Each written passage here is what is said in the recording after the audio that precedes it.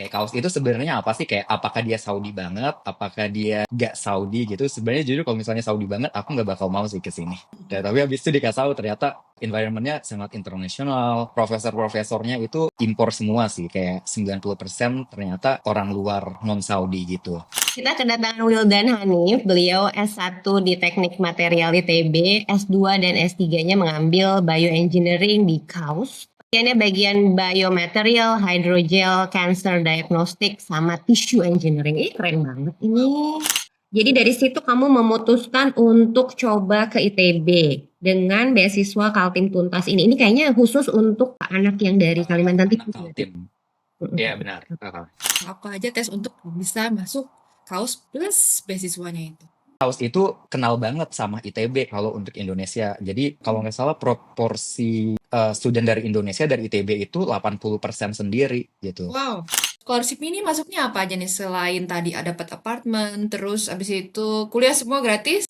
Kuliah semua gratis, buku, insurance. Pokoknya kalau kata anak Saudi sih itu termasuk insurance mahal gitu lah di Saudi. Coveragenya luar biasa, kayak lumayan banget lah coveragenya. Itu bukan yang basic. Terus juga itu udah include tuition fee-nya itu kalau nggak salah $35.000 itu udah ke cover. Sama allowance itu ada tiap tahun. Travel allowance itu tergantung negara asal. Jadi misalnya semakin jauh ya semakin gede gitu travel allowance-nya. Terus pas aku masuk ke apartemenku yang pertama kali, kamarnya gede banget kan. Terus yang paling kaget tuh sebenarnya pas masuk kamar, belok kanan ada walk-in closet. Wow. Di walk-in closetnya ada kamar mandi, Ini ada boleh dibandingin bathtubnya, sama kos-kosan di Bandung nggak nih? ada rain shower-nya, dan itu terpisah gitu. Terus kayak, oh ini apartemen student apa ya kayak gini. Pas ngeliat kampusnya kayak, oh wow ada tempat kayak gini gitu di pinggir Laut Merah, di Wow. Saudi. Kayak, ya aku expect aja ternyata, oh kampusnya wow ini gitu.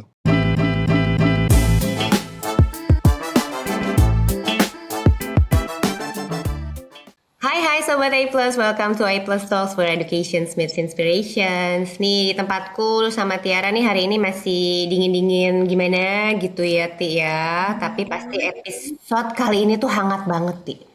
Panas kayaknya, malah panas. Di tempat Wildan panas apa? Oh, langsung sebut nama nih. Jadi kabut. Kenapa coba hangat? Soalnya ini kita kedatangan narasumber dari program PhD di suatu kampus yang ruaya. Rekapan 2025-nya nih isinya jalan-jalan, Ti. Mau disebutin nggak kemana aja? Bacain ya, biar Sobat A Plus semakin panas ya. Makin semangat.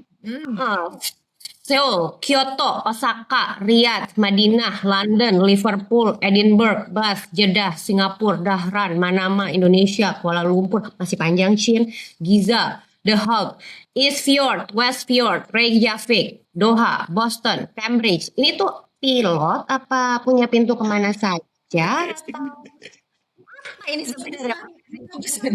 Gue besar nggak ada presiden loh ini. Ini bulan luar biasa loh, 12 cuman lo bulan tuh ya. Ini kayak lebih gitu kan ya. Nggak sekolah apa gimana? Coba diceritakan satu persatu. Dari mana dulu ini? Dari jalan-jalan dulu tuh dari mana? Jalan-jalan dua tuh. Dulu tapi jadi Sobat A Plus itu tadi yang banyak banget jalan-jalannya. Kita kedatangan Wildan Hanif, beliau S1 di Teknik Material ITB, S2 dan S3-nya mengambil Bioengineering di KAUS. Bagiannya bagian biomaterial, hydrogel, cancer diagnostic, sama tissue engineering. Ih, keren banget ini. Hai Wildan, apa kabar? Oh, halo Kak Dita, Kak Tiara. Ya, jadi aku baik-baik aja sih sekarang. Sekarang lagi stay di kampus, aman. Lagi nggak jalan-jalan. Ini negara apa ternyata ya? Kenapa kamu bisa jalan-jalan? Aku lebih penasaran ke situ sih. Sebenarnya berarti kuliahnya itu cuma 1 hari 1 bulan kah? Kenapa kamu jalan-jalan terus? Ya jadi sebenarnya karena aku sekarang aku udah dapat kandidasi dari tahun lalu kan. Udah lewatin semua proposal dan lain-lain. Jadi sekarang udah nggak ada kelas lagi. Jadi kayak waktunya itu beneran fleksibel banget. Kalau misalnya aku mau kerjanya kapan, liburnya kapan, aku bisa atur sendiri. Terus aku orangnya jujur suka traveling gitu sih. Jadi kalau misalnya ada libur dikit, kayak aku usahain buat traveling gitu. Terus kayak aku udah nge-assign gitu kayak aku harus keluar dari kampus tuh per Paling nggak per 2 bulan tuh ada jalan sekali gitu sih. Luar biasa. Ini Luar bisa biasa. loh. S3 tuh biasanya selalu anggapannya tuh kayak stres gitu kan ya. Stres ini kayaknya banyak jalan-jalannya tapi. Makanya Jadi awet muda dia nih kayaknya. Gara-gara kayaknya dia Ya happy itu banget. itu buat ngerilis stresnya juga sih. Soalnya kalau kelamaan ya makin stres kayak di kampus. Jadi aku coba-cobalah keluar. oke. Jadi gimana nih awalnya? Kenapa kamu memilih teknik material awalnya? Oh, kalau teknik material sendiri itu sebenarnya berarti dari SMA ya milihnya. Jujur awal banget aku tertariknya kedokteran sih. Tapi habis itu pas aku kelas 12 ya itu kedokteran terus dengar cerita banyak dari kakak juga kan. Kakak itu di kedokteran. Dengar cerita banyak dari dia, jadi aku nge-reconsider lagi gitu sebenarnya buat kedokterannya. Nah, terus kebetulan pas kelas 12 aku ikut summer camp gitu di Jepang di Nara Institute of Science and Technology. Terus pas di camp pas acara itu ada kampus visitnya, ada lab visit gitu. Terus dikenalin ke salah satu lab yang fokusnya ke teknik material. Terus yang menariknya, mereka ngenalin kalau misalnya di teknik material itu kayak kita bisa nge-create sesuatu dari sesuatu yang belum ada sebelumnya. Contohnya waktu itu mereka nunjukin mereka ngebikin satu material yang nge-mimic logam, mereka nyebutnya metalloid, tapi itu terbuat dari bahan organik. Waktu itu kalau nggak salah dari rumput liar gitu. Terus di engineer propertiesnya sama mereka jadi bisa kuat gitu kayak metal. Terus aku kayak wow, keren banget. Ini jurusan apa sih? Sebelum itu jujur aku nggak pernah dengar teknik material. Terus kayak since then aku ngulik-ngulik tuh teknik material tuh apa. Terus ujung-ujungnya aku kayak, oke, kayaknya teknik material deh, nggak usah kedokteran. Soalnya ternyata pas research itu juga, aku nemuin ternyata ada intersection antara kedokteran dan teknik material itu sendiri. Itu makanya tadi yang di research yang aku lakuin sekarang, si biomaterial itu intersection si kedokteran dan teknik material. Hmm.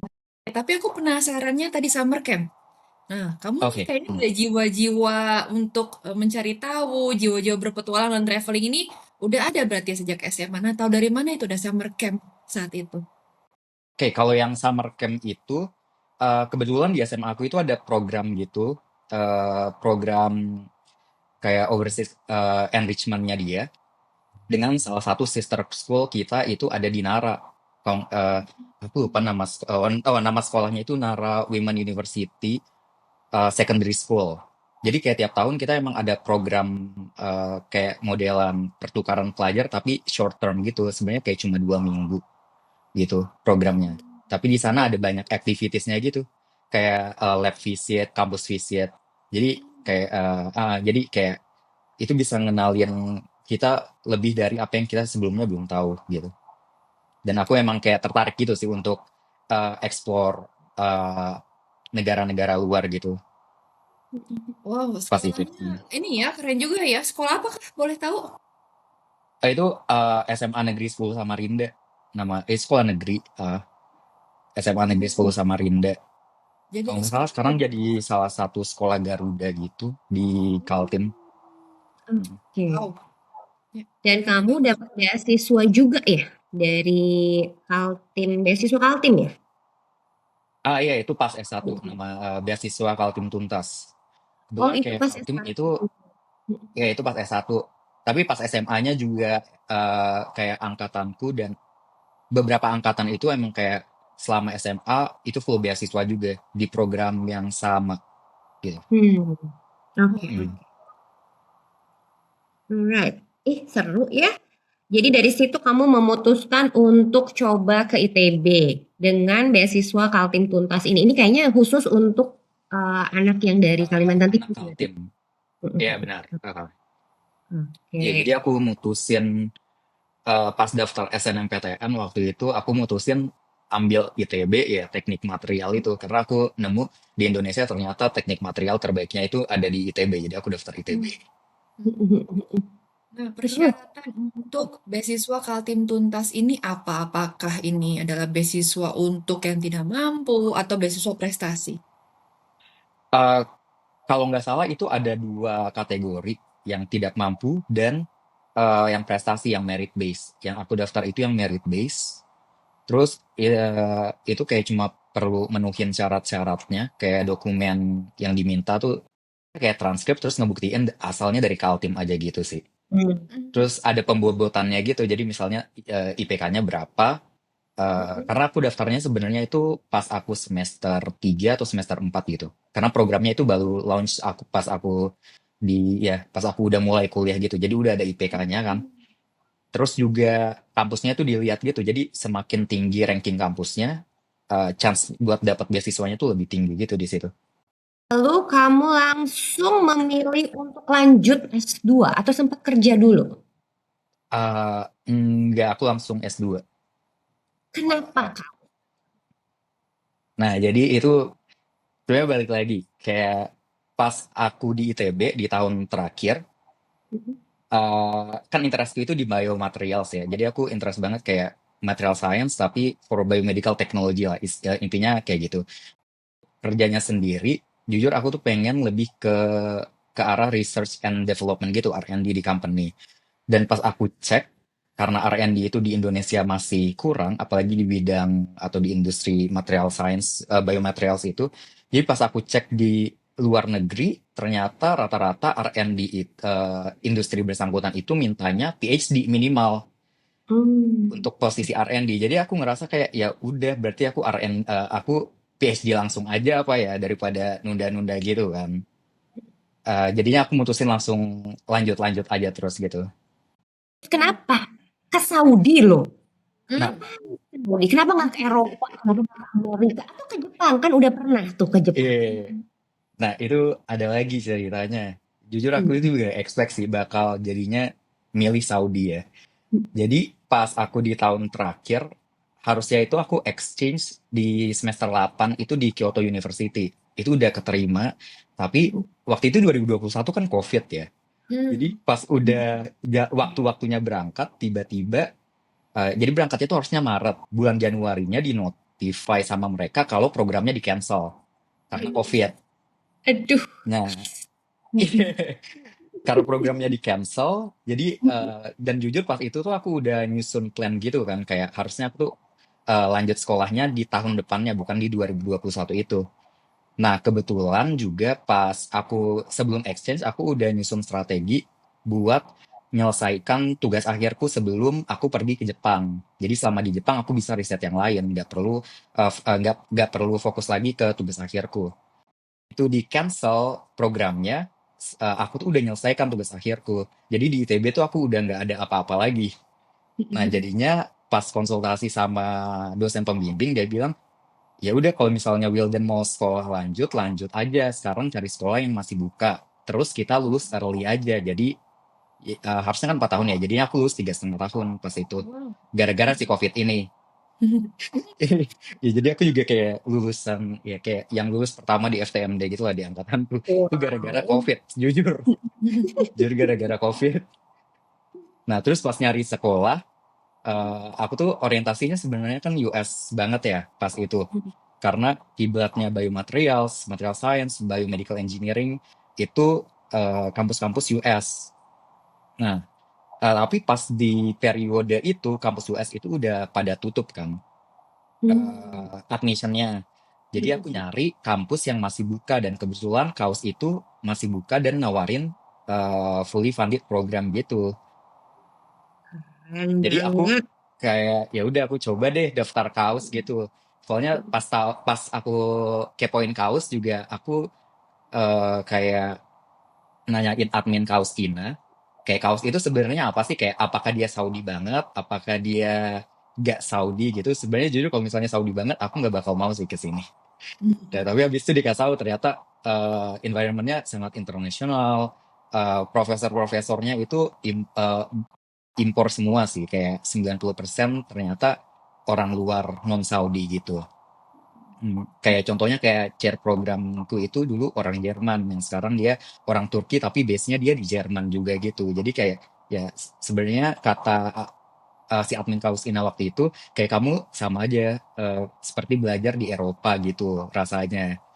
Dan aturan-aturan strict Saudi yang pada waktu itu tuh nggak applicable di kaos. Jadi misalnya kayak untuk cara berpakaian pendek itu di luar kampus nggak boleh, tapi di dalam kampus diperbolehkan. Terus kayak interaksi laki-laki dan perempuan misalnya di luar kampus itu kan nggak boleh terlalu dipertunjukkan kan. Tapi dalam kampus itu fine-fine aja karena emang kayak kita punya aturan sendiri dan mereka nyoba kaos ini dibuat environment-nya untuk jadi environment international sendiri gitu dibanding kayak yang Saudi centric gitu. Jadinya aku mutusin daftar kaos dan ya aku keterima gitu. Setelah ya multiple round interview. Nah, apa itu? Apa aja tesnya itu? Apa aja tes untuk bisa masuk kaus plus beasiswanya itu? Nah, jadi untuk masuk kaos itu, dannya untuk masuk kampusnya dan beasiswanya itu jadi satu, jadi nggak terpisah. Mereka udah sepaket. Hmm. Nah, pertama itu ya seperti pada kampus pada umumnya ya, kayak isi application form, dokumen yang dibutuhin seperti misalnya IELTS, statement of purpose, surat rekomendasi dari dosen sebelum-sebelumnya, kayak gitu. Itu aku submit duluan. Setelah screening nanti dapat undangan interview ke undangan interview dari salah satu profesor di program yang kita daftar. Nah, pas itu aku nge-state kalau misalnya aku mau kerja di bawah chair programnya saat itu. Namanya Profesor Charlotte Hauser. Tapi sekarang dia udah nggak di kaos lagi sih. Dia udah retire. Nah, tapi saat itu jadinya karena aku nge-state mau kerja sama dia, jadi aku dapat interview dari sekretarisnya dia. Itu kayak 1 bulanan lah setelah aku submit application-ku. Kebetulan aku submit application-nya tuh di hari terakhir deadline-nya. Ya itu karena tadi itu karena rushing banget kan buat daftar itu. Dan ya pas aku dapat ya undangannya gitu, kayak aku seneng banget kan. Oh ternyata kayak application-ku ada yang lirik gitu. Karena jujur sebelumnya pas aku nggak send email sama sekali sih. Aku nggak ada nyoba reach out juga ke profesornya, tapi ternyata dilihat, alhamdulillah. Terus habis itu interview sama profesornya, ternyata profesornya positif gitu sama sama sama aku. Kayak dari pengalaman research yang aku ceritakan ke dia, terus juga pengalaman-pengalaman beberapa international program yang aku ikuti selama S1 dan SMA, ternyata kayak dia tertarik dengan hal-hal yang kayak gitu. Jadinya aku direkomendasiin sama dia untuk ke stage interview selanjutnya, yaitu interview dengan admission team atau yang biasanya anak-anak kaos itu nyebutnya HR lah, HR-nya student admission team itu. Nah, ini dia lebih ke cek background gitu. Apakah kayak si calon studentnya ini fit dengan environment kaos gitu. Lihat lagi dari motivasinya si anak ini, apakah dia ke Saudi pure pengen belajar, pengen riset, atau ada motif lain gitu.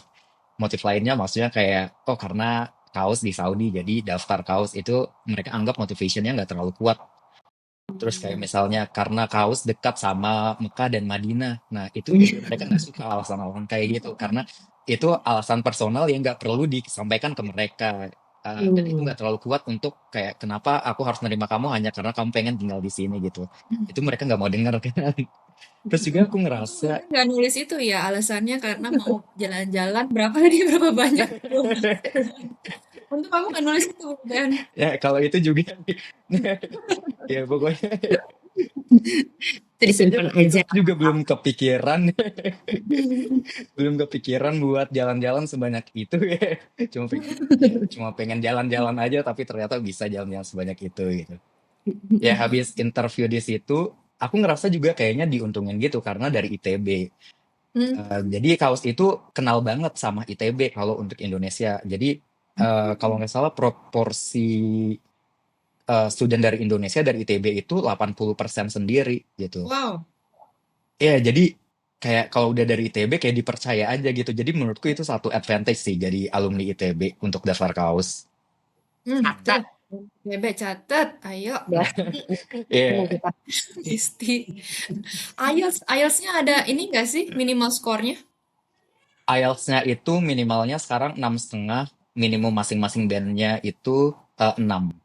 Oh, Tapi tapi dia kalau misalnya skornya minimum, nanti di sini wajib ngambil kelas bahasa Inggris lagi gitu di semester pertama. Kalau misalnya di atas minimum requirement-nya, berarti itu udah free pass gitu.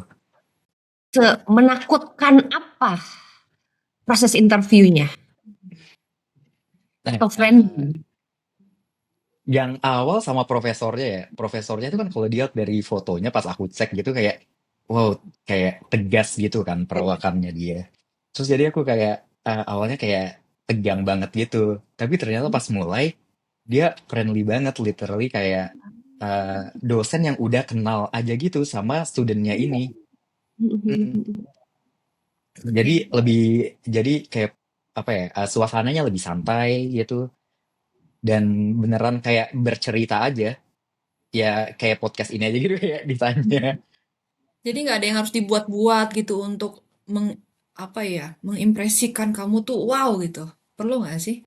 Aku pas itu sih enggak ya, aku nggak ada ngebuat-buat apapun. Jadi kayak pure bercerita aja kayak aku di S1 ngapain, Hmm. terus kayak kenapa aku tertarik di bidang itu, terus research experience-nya aku itu apa aja.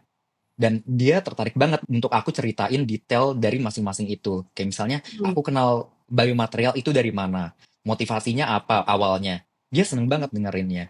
Terus kayak research experience sebelumnya, pas aku tugas akhir S1, itu kayak kenapa aku ngerjain itu. Kayak, terus juga kenapa aku milih material yang dipakai di project itu gitu.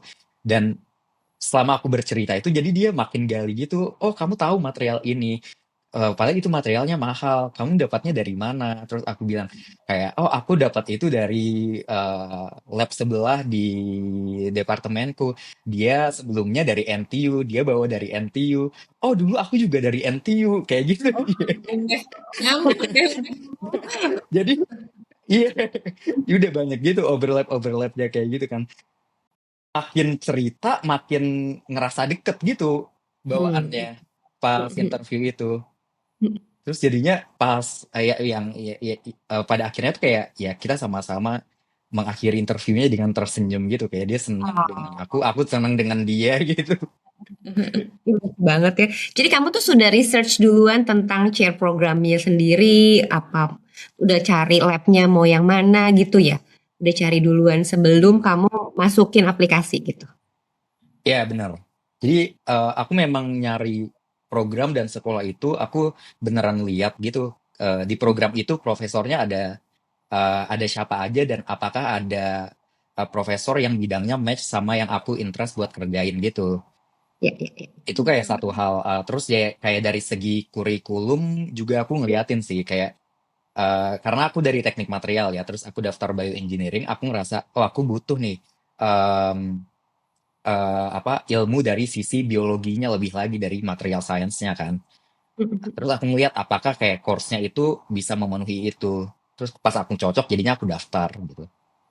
Dan nih kayaknya kok aku ngerasa dia tuh tipe yang udah punya plan di hidupnya, udah tahu apa yang dia mau, terus mengejar apa yang dia mau. Yang ngajarin siapa, Wildan? Nah, jujur sih kayaknya itu bawaan dari orang tua ya. Jadi kalau misalnya kayak misalnya dari papaku dari aku kecil itu dia pasti nanya kamu ngapain hari ini gitu. Plan kamu apa hari ini? Kayak dia nggak suka kalau misalnya anaknya kayak gabut diem aja nggak ngapa-ngapain. Soalnya aku kayak pernah juga beberapa kali kayak gak ngapa-ngapain cuma stay di kamar doang nonton TV. Dia kayak nggak suka gitu.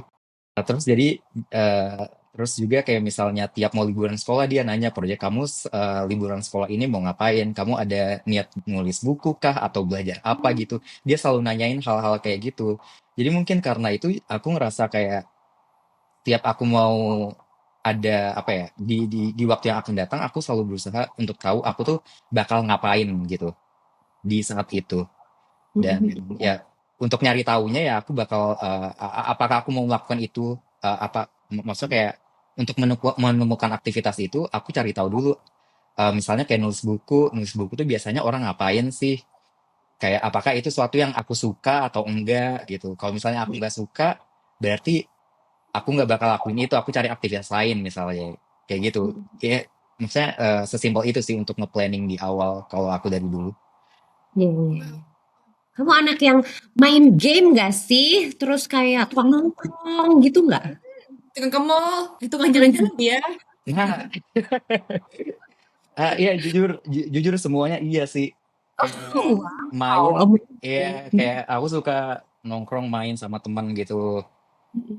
Kalau game itu jujur kayak cuma game HP doang sih, atau enggak kayak main di Switch aja gitu, kayak game-game receh aja lah. Tapi aku ya suka aja main game. Kalau nge-mall nyari makan, nah itu yang paling utama juga. Itu Oke. kayak aku paling suka kayak ya jalan-jalan aja di mall cari makan. Lebih ke nyari makan sih sebenarnya. Tapi udah di-plan ya. Jadi jam segini mau ke mall, jam segini mau apa. Itu atau kamu Oh, ya udah jalanin aja gitu. malah kalau aku untuk hal-hal yang kayak gitu, aku prefer buat jalanin aja kayak itu hal-hal yang spontan kalau yang kayak kayak gitu. Hmm. Ini kayaknya ya Tia, Wilda nih tipe-tipe yang kalau mau ujian tuh dia bilang, aku belum belajar. Tapi dia di ITB yang kayak gini emang. Orang jadi mikirnya gimana cara ngaturnya biar kayak Wildan, tapi dia bilang dia main game. Dia bilang dia nggak mau. Jangan-jangan Wildan ini yang subscribe ini ya film-film Cina CEO itu ya. Nambah tersibuk tau gak itu? Jujur aku pernah sekali Tuh terusan kan bener. aku beneran bayar koinnya. Ya ampun, bener. Jadi Wildan kamu belajarnya kapan kalau kamu banyak banget gini aktivitasnya. Jadi bener kata Ibu Dita, kamu teh Hmm. bagian-bagian bilang belajar tapi sebenarnya nggak belajar tapi sebenarnya belajar apa gimana sih? Nah, kalau aku tuh sebenarnya lebih ke jujur aku tipe orang yang aku cuma mau pelajari apa yang mau aku pelajari, apa yang aku suka aja gitu. Oke. Oke. Jadi untuk ngebagi waktunya misalnya kayak di pas di ITB gitu, untuk matkul-matkul yang wajib diambil tapi aku nggak tertarik, aku Mm-mm. pasti ngelakuinnya bare minimum gitu, yang bare minimum minimal A, B atau A gitu loh. Tapi aku Ih, nggak nggak bakal, ngerti. Saya teh minimal AB sama A, saya nggak ngerti. Saya tuh lari. Biar Ininya minimumnya aja segitu ya cinta. mana ini gimana? maksudnya maksud aku kayak minimal A, B atau A itu kayak aku nggak perlu tahu lebih lanjut asalkan aku bisa ngerjain soal ujiannya aja gitu. Oh, I Nah, see. Udah. Oke. Saya nggak bisa IC, Bu. Itu minimal A. Gongnya nih sedangkan kalau yang kamu Menurut saya suka. apa-apa harus gitu. Tapi sedangkan saya nggak suka. nah, Tapi nggak minimal A. tapi Ya ada kamu juga suka banget. ujung-ujungnya yang aku suka banget, aku bakal belajar itu lebih walaupun itu tuh nggak dibutuhin di course itu. Kayak misalnya aku ambil kelas biomaterial misalnya pas S1. Kan misalnya cuma disuruh baca dari A sampai O. Ya aku bakal nerusin itu sampai Z gitu karena aku sesuka itu gitu sama topik itu. Dan jadi eh dari jadi aku tuh lebih suka naruh waktu aku untuk belajar atau prioritasin hal-hal yang lebih aku suka daripada yang lain. Yang lain tuh kayak ya udah yang penting lulus. Tapi ya berharap juga A B atau A gitu. Tapi ada juga yang kayak aku beneran gak suka gitu, kayak cuma dapat B gitu. Itu pernah juga. Kayak atau BC gitu. Aku ada BC 1 sih. Lama-lama turun loh Itu dia. Lama-lama dia kasihan sama kita loh. Dia turun lama-lama B, terus B, C. Sebenarnya cuma C-nya nih sebenarnya gitu. Jadi kamu pernah gagal nggak sih sebenarnya? Ya itu Bu, Ibu BC itu Bu. gagal Itu nggak gagal, betul? Nggak sih, itu nggak gagal, BC. sorry. Ya Nggak. BC aku masih lulus sih. Aku nggak ngulang. Kalau gagal, ini maksudnya gagal apa nih? Gagal di course Pun gitu. ya, Dan kalau kamu udah bikin rencana, terus kamu gagal, kamu ditolak, atau ini ada nggak sih? Jangan kamu Ah, nggak gagal nih. ada sih, ada. Mungkin cerita aku pas SMA kali ya. Mm-mm. Jadi ya background aja kayak bapakku itu kan dosen dosen fisika gitu kan. Jadi kayak aku dari pas dari SD itu udah diekspos gitu sama yang namanya Olimpiade Fisika gitu. Terus Mm-mm. kayak aku pas itu ngerasa aku obses aja sama fisika. Jadi apa-apa fisika, fisika, fisika. Jadi orang-orang di sekolah sampai taunya oh Wildan fisika kayak gitu kan. Nah, sampai akhirnya pas SMA aku tuh kayak ngerasa oke aku harus fokus banget nih sama OSN fisika gitu. Karena OSN fisika kalau dapat medali itu kan sangat membantu, apalagi kalau misalnya mau kuliah di luar negeri gitu kan. Mm-mm. Eh, Jadinya aku kayak selalu bilang ke diriku kalau misalnya oke, aku harus bisa dapetin medali Olimpiade fisika kayak gitu. Tapi ternyata along the way pas belajarnya, eh, aku tuh nggak sesuka itu ternyata sama fisika. Jadi eh, kayak walaupun aku nge-securein kayak top performer physics gitu di sekolah, tapi tetap aja untuk di level yang lebih tinggi lagi, aku tuh nggak sesuka itu ternyata. Jadi misalnya aku dikasih waktu untuk belajar Olimpiade Fisika dari sekolah gitu, ya aku kayak maksa banget belajarnya padahal aku tuh nggak suka. Dan ujung-ujungnya ya aku nggak dapetin yang aku harusnya pelajari gitu. Kayak aku tetap gak ngerti, jadi ujung-ujungnya aku failed lah di Olimpiade Fisika itu. Kayak waktu itu aku cuma sampai provinsi aja, sebenarnya waktu itu jadinya sad banget sih gara-gara cuma nggak lolos kan ke nasional. Nah, eh story story story lainnya lagi tuh sebenarnya pas aku di SMA itu aku punya kesempatan lain buat pindah bidang, which is kimia. Jadi waktu itu aku jadi kalau di sekolahku untuk mewakili sekolah di OSN itu harus ikut seleksi dari tingkat sekolah kan, dari paling bawah. Nah, jadi itu diperbolehkan buat milih beberapa bidang. Aku milih ikut kimia dan fisika. Nah, hasil fisika itu aku jadi nomor satu kan di sekolah. Tapi itu juga karena aku ngerasa emang aku dari awal udah belajar itu kan, udah nyiapin buat itu. Sedangkan kimia itu yang aku nggak ada nyiapin sama sekali. Jadi aku cuma belajar itu dari yang aku pelajari di kelas aja. Sedangkan sainganku yang lain itu yang emang anak Olimpiade Kimia sebelum-sebelumnya. Mm-mm. Jadi dari awal masuk kelas 10 udah ikut bimbingan kimia gitu. Nah, eh, s- ternyata hasilnya adalah aku juga eligible buat wakilin sekolah di kimia. Mm. Dari hasil belajar biasa aja yang aku bahkan nggak pernah ngelihat soal Olimpiade kimia Bare sama sekali. minimum nih. Mm-mm. Nah, dan di situ tuh sejujurnya aku baru nyadar kalau sebenarnya aku lebih suka kimia daripada fisika. Ih, Tapi keren. Mm-mm. iya, tapi aku mikirnya kayak oh branding aku tuh udah fisika dan aku tuh nomor satu di fisika. Jadi aku ya udah fisika aja gitu. Dan Mm-mm. itu adalah kayak saat-saat dimana aku ngerasa kayak aku berbohong ke diriku gitu. Kalau misalnya aku suka fisika. Kalau maksud aku kalau misalnya aku milih kimia mungkin jalannya bisa lain gitu. Iya, iya, Ya, iya. makanya ujung-ujungnya kan pas aku tahu sesuatu kayak tentang teknik material ini yang lebih kimia heavy gitu kan dibanding fisika, aku Mm-mm. jadi kayak ngerasa aku suka banget gitu dibanding Hmm, eksplor fisika jujur.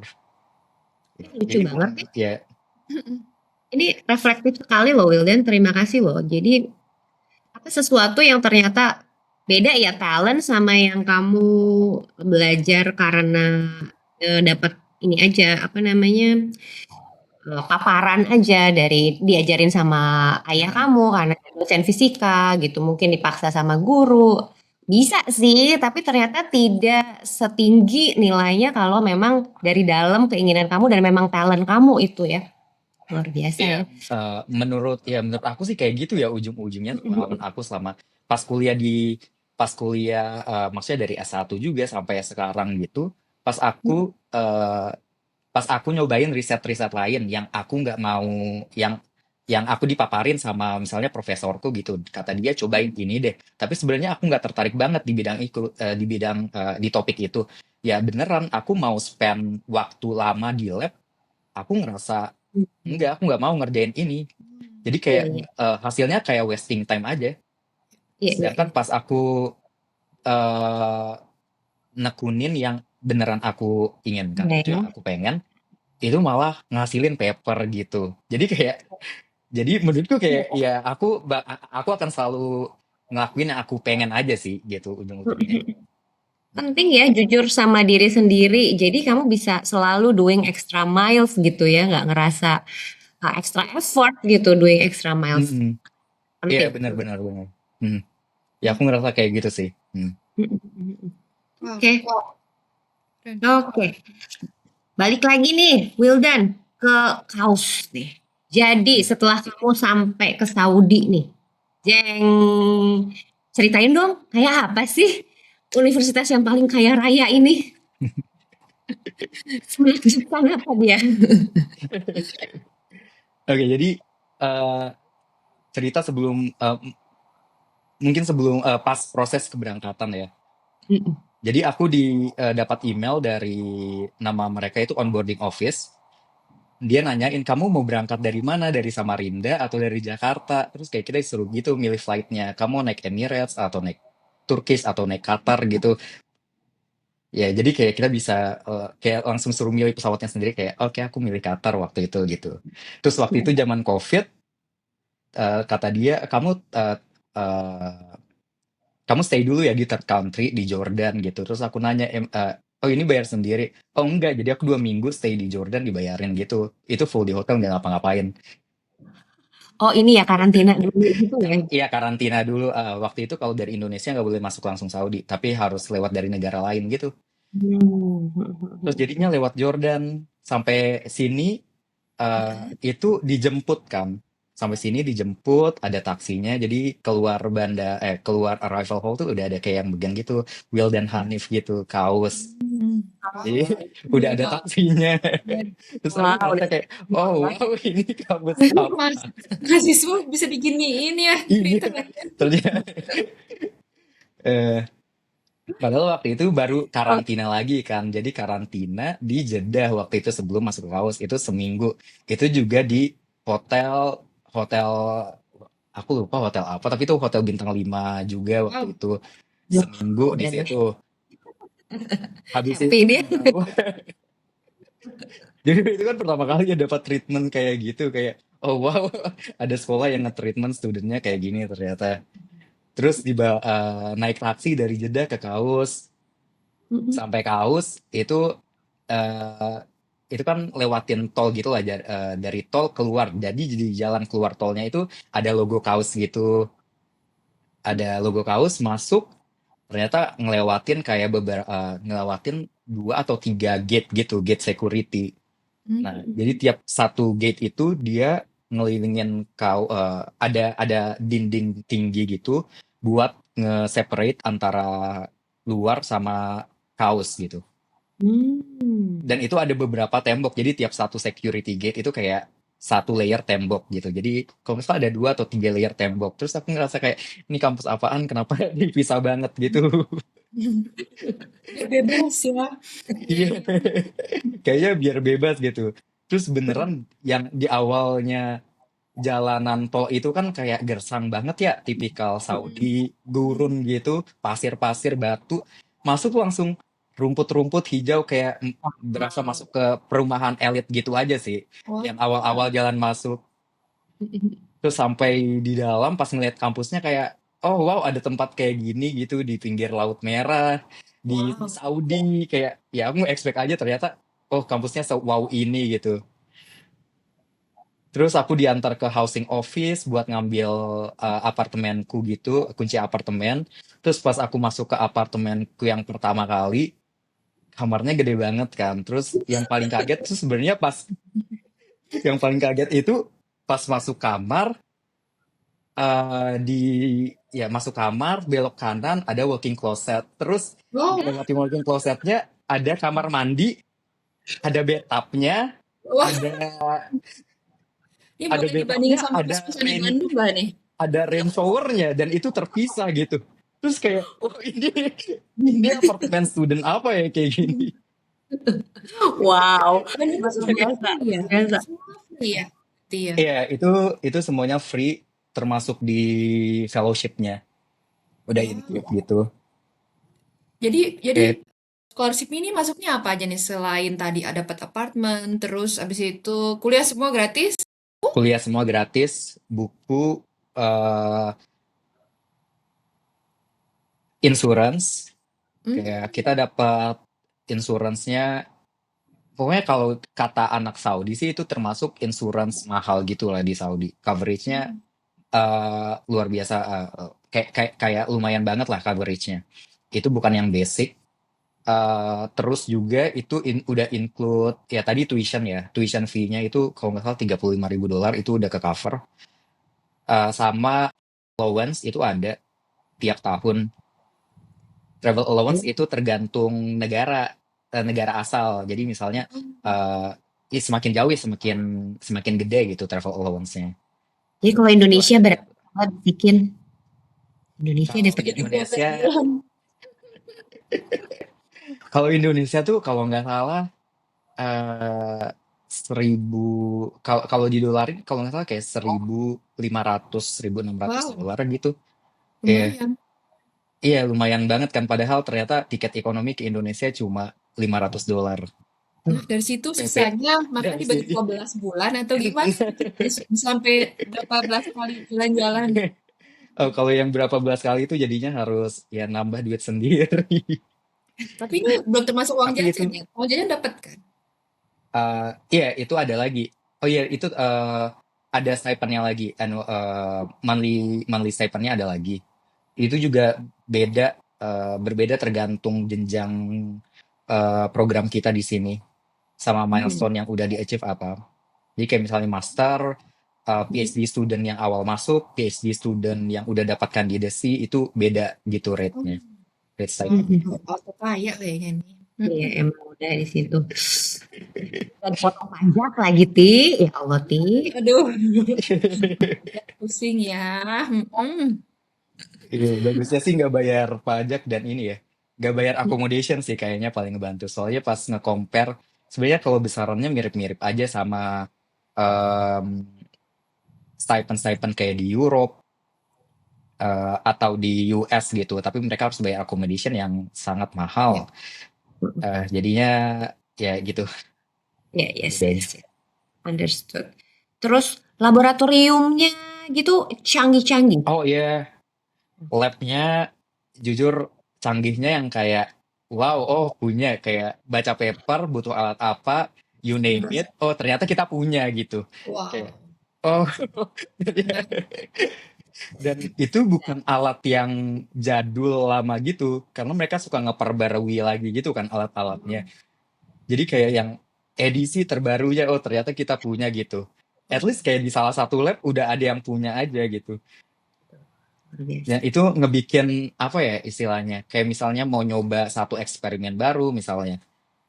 Ya kita jadi bisa langsung coba aja gitu tanpa harus mikir ini alatnya di mana ya atau misalnya yang bisa pakai siapa ya. Oh, ternyata ada aja di sini yang bisa ngebantuin itu. Jadi itu helpful banget buat orang yang emang fokus research gitu. Wah, Oke. makanya kamu betah nih sampai 2026 masih di situ. Apa kenapa nih? Kira-kira. Iya sih, jujur aku paling suka environment kerjanya di sini itu karena pertama kayak profesor aku suportif banget dianya. Kayak suportif di mental health, terus kayak work-life balance, suportif di kerjaan juga, termasuk juga di kerjaan tuh udah termasuk yang kayak hal-hal finansial yang menyangkut kerjaan. Misalnya kayak aku butuh material ini, butuh ini, terus kayak ya udah beli aja gitu. Yang penting kamu mau explore, kamu ngerjain, ya udah beli aja gitu. Sedangkan tempat lain tuh biasanya kayak, ah itu terlalu mahal atau itu nggak usah cari aja di lab lain siapa tahu punya. Dan di sini kayak diberi kebebasan untuk itu gitu, untuk ngeksplor yang kita mau apa. Dan ya dan aku ngerasa juga support system di research kayak misalnya kan ada technician yang ngebantu atau research scientist yang ngebantu di eksperimen tuh karena aku orang kerjaannya eksperimental dan itu sangat helpful sih kayak selalu ada guidance gitu jadi aku ya betah-betah aja untuk kerja di sini regardless kayak Saudinya ya. Ya, karena cuacanya kadang ekstrim yang panasnya nggak ngotak gitu ya, malesin banget. Tapi karena kerjanya juga kan karena full kerja dalam ruangan juga kan. Jadi kayak ya udah itu cerita lain yang bisa diatasin lah Iya. kalau cuaca. Oke. Ini menarik banget ya. Kalau hubungannya sendiri antara dosen sama mahasiswa, terus sistem pengajarannya itu kayak kayak gimana Wildan? Apakah sama kayak dulu di ITB kita banyak mendengarkan atau banyak diskusi atau gimana?